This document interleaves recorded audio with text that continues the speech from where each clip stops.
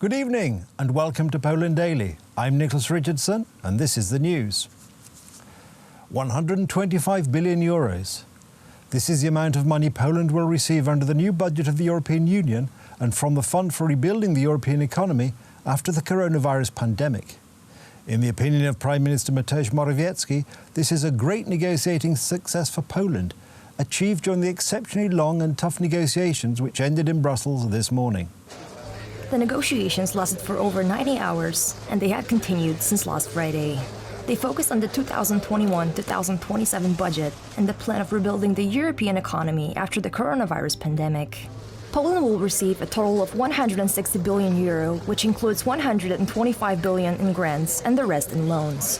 To jest także rozdział ogromnych szans. It is a great success. The additional funds for infrastructure and support for less prosperous areas, among others. We can say that this new 7-year plan puts us in a completely different light as an EU member state. Finally, we have a chance to catch up with these wealthy countries from Southern Europe.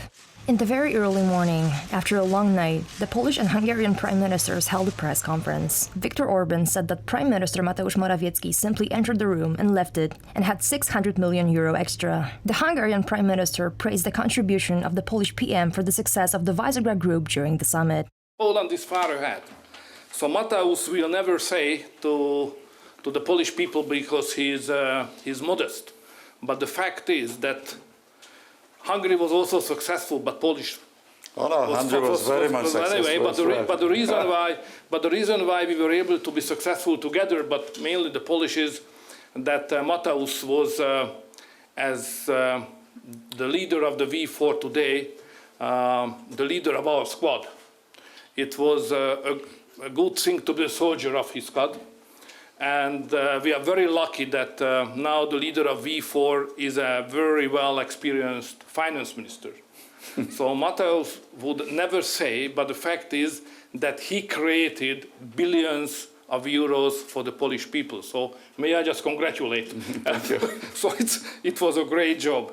So may I just say that we started together on Thursday evening here.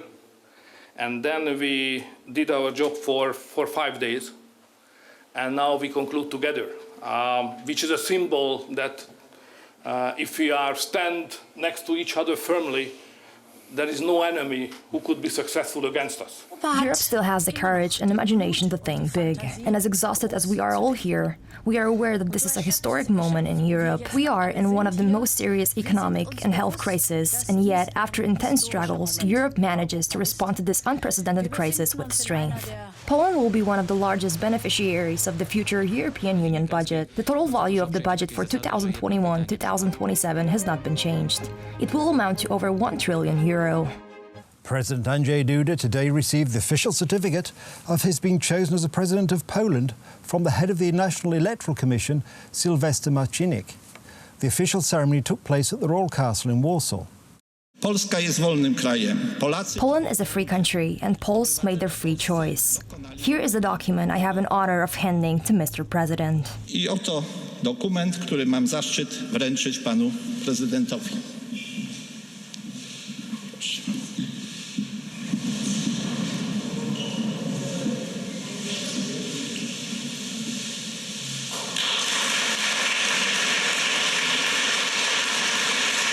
Wierzę w to głęboko, że I believe that we will have good cooperation with the government on all those actions which, as I said before, serve the good interest of Poles.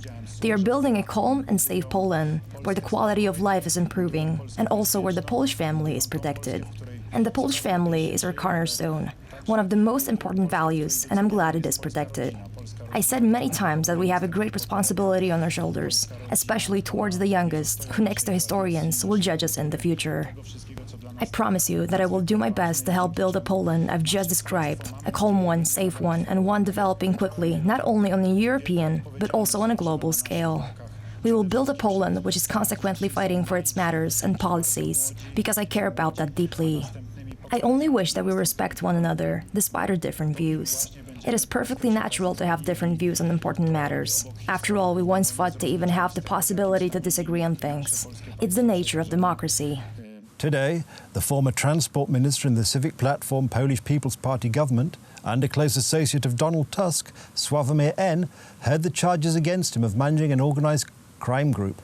The charges concern his activities as the president of the state road construction agency in Ukraine. Both he and two other detainees did not plead guilty. The prosecution applied for pre-trial detention against him and two other men detained in the case. Sławomir N. was accused of leading the crime group, which benefited from corrupt activity. He was accused of committing corruption through demanding and accepting financial benefits in exchange for road construction contracts in Ukraine. The crime was committed when Sławomir N. worked as president of the Ukrainian Road Services Organization from 2016 to 2019. He was also accused of money laundering. The money came from the corrupt activity. The total amount of the financial gain is 1,300,000 zloty. The three suspects pleaded not guilty. Sławomir N. and Dariusz Z. submitted explanations while Jacek P. refused to do so. We are not able to disclose the details of their statements at present. The funeral of Mirosław Rosowicki, founder and editor-in-chief of one of the most important newspapers in Ukraine, Kurier Galicycki, was held today in Warsaw. The president of the International Solidarity Foundation, Rafał Dzieciałowski, said a few words about Rowicki. He was the first journalist of the most important Polish newspaper in the East. He founded the Kurier Galicycki newspaper in 2007, which has become the most popular newspaper in the East, with a print run of 7,000. The newspaper touches on the most important subjects for Poles living on the southern eastern borderlands. He was a huge supporter of freedom in the East, and at the same time, he knew how to connect the real Ukrainian-Polish political program. He loved the pre-war city of Lwów, which does not exist anymore, as well as pre-war Stanisławów. He loved the legacy of the eastern borderlands, which are considered archaic for many people. He could have combined these two things, and this is why this newspaper was so popular, and he was considered a very important person. I think today both Ukraine and Poland suffered a huge loss. Zarówno naród polski, jak i ukraiński dzisiaj poniosły wielką stratę i pogrążone są w żałobie. That's the news. Thank you for watching. Stay with us for the weather, Poland Daily Business and more programs. But from me, it's have a good night and a better tomorrow.